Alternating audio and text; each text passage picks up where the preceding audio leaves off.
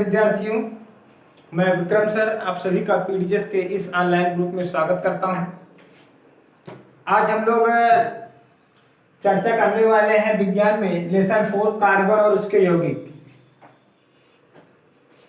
अपने पाठ पर चर्चा करने से पहले आइए आपको इसकी कुछ बेसिक जानकारी बता देते हैं। देखिए, आपको पता होगा कि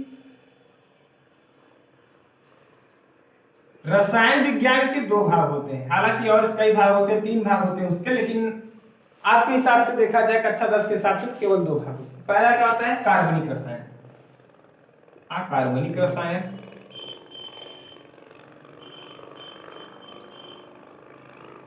दूसरा होता है कार्बनिक रसायन।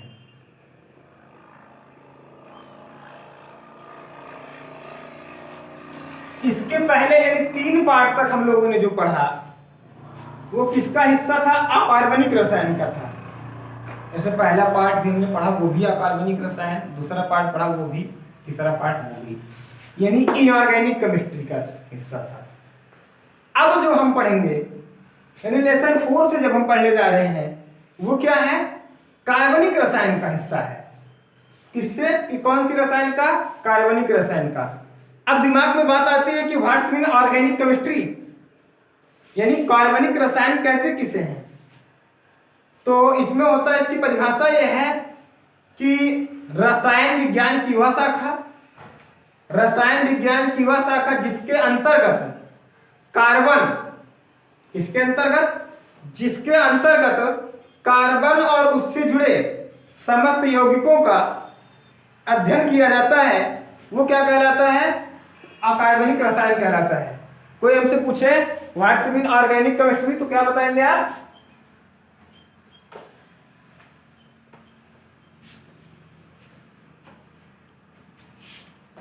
रसायन विज्ञान की वह शाखा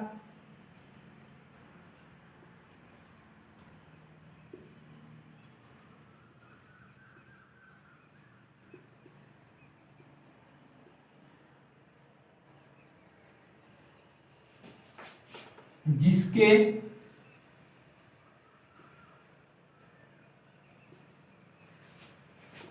अंतर्गत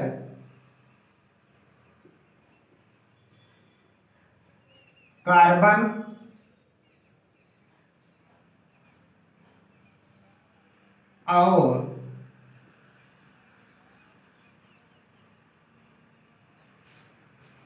उससे जुड़े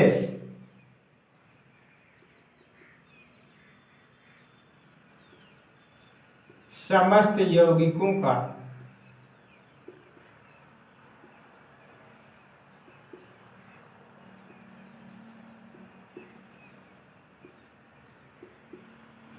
अध्ययन किया जाता है।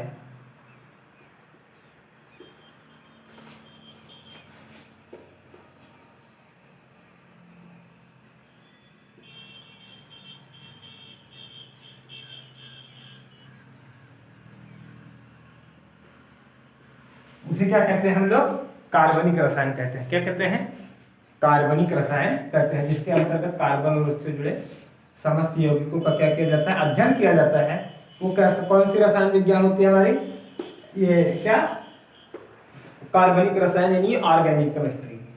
अब इसमें सबसे पहला चैप्टर हमारा क्या है? कार्बन एंड इट्स कंपाउंड, यानी कार्बन और उसके यौगिक। तो विचार कीजिए, व्हाट्स मीन कार्बन, कार्बन कहते किसे हैं? तो आप देखते होंगे कि जैसे हम लोग दिया वगैरह जलाते हैं, चिमनी, अब तो इलेक्ट्रिक लैंप का सब जमाना है, तो उसमें देखिए कि जब वो जलता था तो उसमें कुछ काली खुनुमा, काला काला पदार्थ, जहां पर जैसे हमने यहाँ पर चिमनी रख दिया है,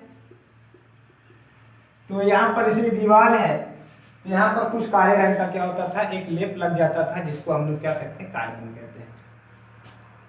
गाड़ी वगैरह देखिए कभी स्टार्ट नहीं होती है, तो लोग क्या करते हैं? उसके प्लग को निकाल के साफ करते हैं, उसके बाद कहते हैं देख लीजिए, हो सकता है क्या होता है इसमें? कार्बन। ठीक, तो ये क्या होता है? काले रंग का एक विशेष पदार्थ होता है जो विद्युत और ऊष्मा दोनों का क्या है? अच्छा कुचालक है। क्या है? विद्युत और ऊष्मा दोनों का क्या है, अच्छा कुचालक है। यानी ना तो इसमें विद्युत का प्रवाह हो सकता है, ना तो इसमें ऊष्मा का। ठीक। अब वो होता क्या है कि हमारी प्रकृति में देखा जाए, इस पृथ्वी पर कार्बन की संख्या, कार्बन और उसके यौगिकों की संख्या, मतलब ऐसे समस्त एलिमेंट जिसमें कार्बन पाए जाते हैं, उनकी संख्या नियर अबाउट 20 से 30 लाख है। मतलब हमारे पूरे विश्व में कुल मिला के इतने टाइप के पदार्थ हैं जिसमें कार्बन कहीं पर है अल्प मात्रा में, कहीं पर उच्च मात्रा में, कहीं अल्प मात्रा में, कहीं उच्च मात्रा में, कुछ इसी तरीके से पाया जाता है। इनकी संख्या कितनी है? 20 से 30 लाख है। ठीक। और ना सिर्फ पृथ्वी पर बल्कि हमारी भूपर्पटी में भी, यानी पृथ्वी के अंदर ऊपर तो इनकी संख्या कितनी है? 20 से 30 लाख है। ठीक। लेकिन हमारी भूपर्पटी में भी अगर देखा जाए, भूपर्पटी में भी देखा जाए तो इनकी उपस्थिति बहुत अधिक मात्रा में पाई जाती है। जैसे कार्बोनेट पदार्थ होते हैं जो, ठीक है, कोयला और पेट्रोलियम उत्पाद।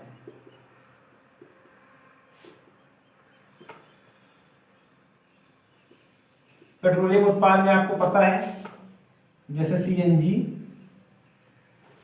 एलपीजी, ठीक है, डीजल, पेट्रोल, केरोसिन। केरोसिन तो जानते होंगे, मिट्टी का तेल।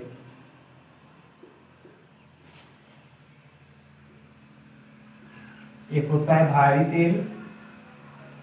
भारी तेल में क्या क्या आता है? डामर और मूंगफली। ये किस में आता है? भारी तेल में। ठीक है। ये हमारे क्या है? पेट्रोलियम प्रोडक्ट है।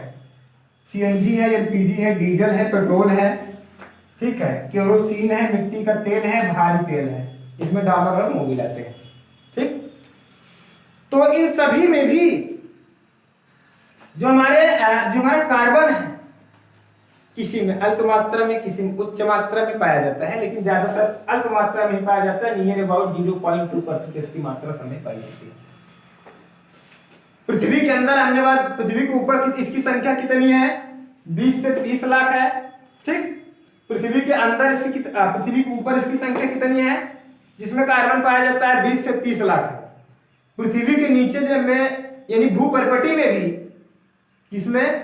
भूपर्पटी में भी ये समस्त प्रोडक्ट मैंने लिखे हैं। जैसे क्या लिखा? कार्बोनेट लिखा, कोयला लिखा, पेट्रोलियम उत्पाद में क्या? CNG, LPG, diesel, petrol, kerosene, भारी तेल। इन सभी में क्या होता है? कार्बन क्या होता है? पाया जाता है। अब बात आती है अर्थ से ऊपर, यानी पृथ्वी से ऊपर।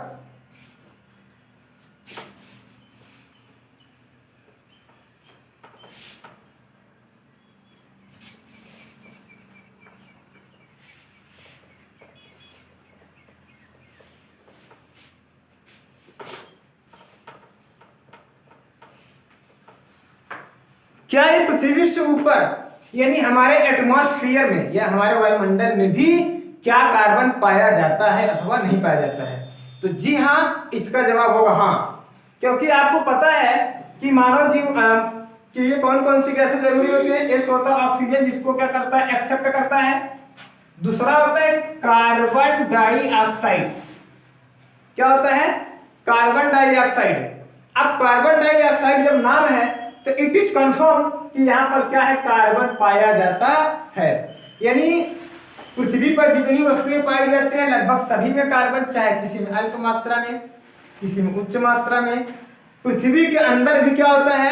ये चीजें पाई जाती हैं। और ऊपर हमारे एटमॉस्फेयर में, यानी हमारे वायुमंडल में भी कार्बन और उसके मतलब कार्बन क्या होता है? पाया जाता है। तो इसका मतलब है कि ये क्या है? बहुत ही इंपॉर्टेंट है। अगली बात देखिए कि मन में ये प्रश्न बनता है कि ये इतने अल्प मात्रा में क्यों पाया जाता है? रीजन क्या है कि कार्बन का जो चैन सिस्टम होता है, कार्बन क्या करता है, अन्य तत्वों के साथ क्या कर सकता है, चैन सिस्टम बनाता है। चैन का मतलब श्रृंखला बना लेता है।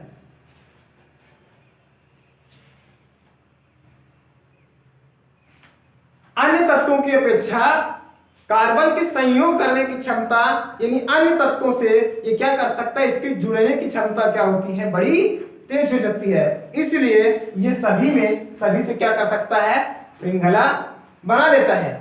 ठीक, उसके बाद एक चीज और होती है कि इनका गलनांक और क्वथनांक भी उच्च होता है। इनका गलनांक और क्वथनांक भी क्या होता है, उच्च होता है। ये भी इनकी उपस्थिति का बहुत बड़ा रीजन है। आइए कुछ उदाहरण हम आपको बता देते हैं।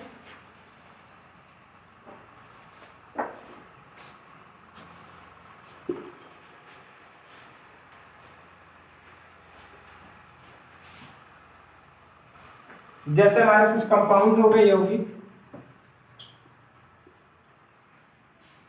इनका गलनांक,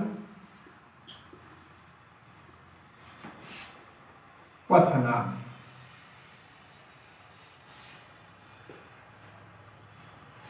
यौगिक में जैसे हम लोगों ने सबसे पहले लिया CH3COOH।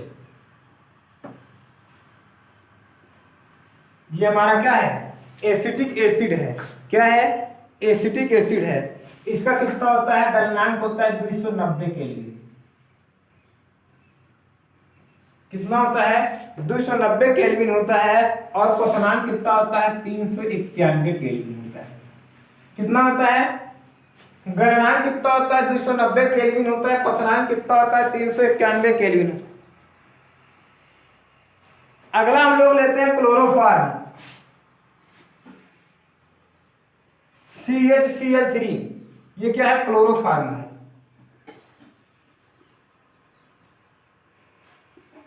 इसका गलनांक कितना है, 209 केल्विन और क्वथनांक होता है 344 केल्विन।